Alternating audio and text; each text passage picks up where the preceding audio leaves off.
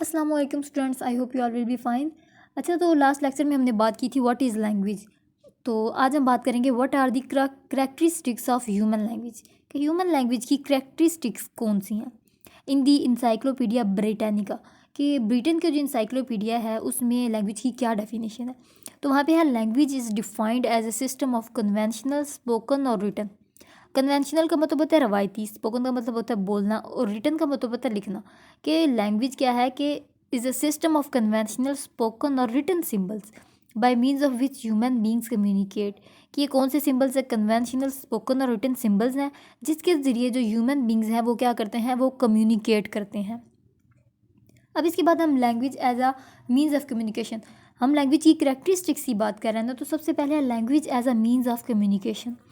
Language is the most powerful convenient and permanent means and form of communication.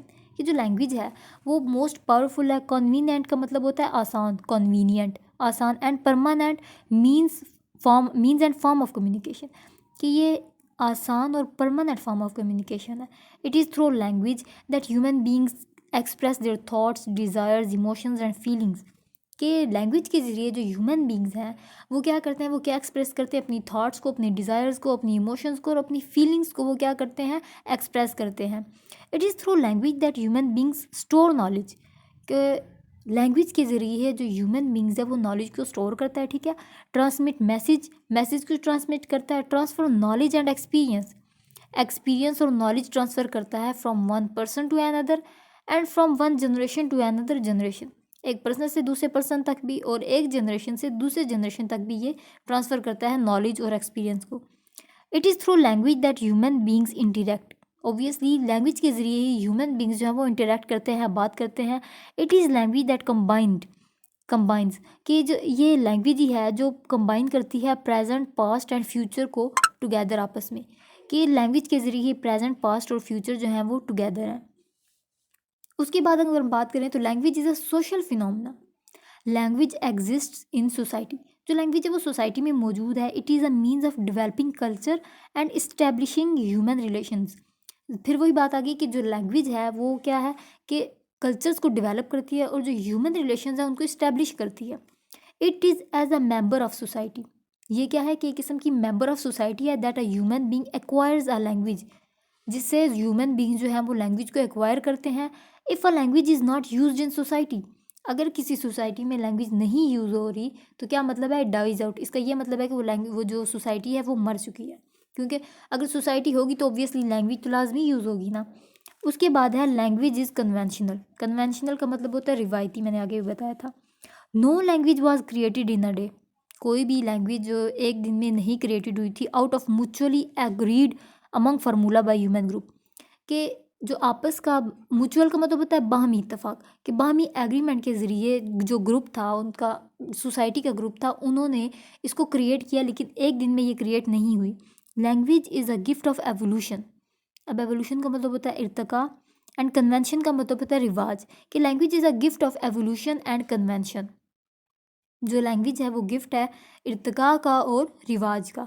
Each generation transmits this convention to the next generation. जो हर generation है वो इस convention को, इस रिवाज को अगली जो जनरेशन होगी उसमें ट्रांसमिट कर देते हैं, इरसाल कर देते हैं। उसके बाद लैंग्वेज इज़ आर्बिट्रेरी। आर्बिट्रेरी का मतलब होता है तब्दील होने वाली, जो साथ साथ तब्दील होती रहती है। Language is arbitrary by the arbitrariness of language. कि इसकी आर्बिट्रेरीनेस से we mean there is no inherent और लॉजिकल रिलेशन। इनहेरेंट का मतलब होता है वरासती, जो अंदरूनी, मतलब नेचुरली जो हमारे वरासत में आ रहा हो, ठीक है। कि आर्बिट्रेरीनेस से मुराद ये है कि यहाँ पे कोई भी इनहेरेंट या लॉजिकल रिलेशन नहीं है between any given features of language and it's meanings. ये जो लैंग्वेज है वो साथ साथ चेंज होती रहती है, ठीक है। ये कोई विरासती नहीं है कि जैसे आएगी वैसे ही इसने चलना है।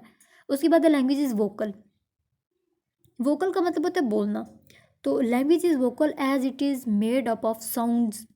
जाहिर है लैंग्वेज वोकल है क्योंकि ये साउंड से बनी हुई है। Which can be produced by organs of speech. जो लैंग्वेज है, जो साउंड्स हैं वो ऑर्गन्स ऑफ स्पीच के जरिए प्रोड्यूस होते हैं। तो लैंग्वेज इज़ वोकल, लैंग्वेज एक वोकल है। अगर उसके बाद हम बात करें language is symbolic. Language is a system of arbitrary symbols arbitrary symbols जो साथ साथ चेंज होते रहते हैं, कि लैंग्वेज क्या है, एक सिस्टम है आर्बिट्रेरी सिंबल्स का, फॉर कंसेप्ट के लिए, थिंग्स के लिए, आइडियाज़ के लिए और ऑब्जेक्ट के लिए, ठीक है। कि language is a system of arbitrary symbols for concept, things, ideas and objects. We have sounds and words as symbol. हमारे पास साउंड्स और जो वर्ड्स हैं वो एज अ सिंबल हैं। उसके बाद है लैंग्वेज इज सिस्टमैटिक, आज दो लैंग्वेज इज सिम्बोलिक। अगर जो लैंग्वेज एक सिम्बोलिक है, yet its symbols are arrange in particular system, जो उसके सिम्बल्स हैं वो अरेंज हुए हैं पर्टिकुलर सिस्टम में।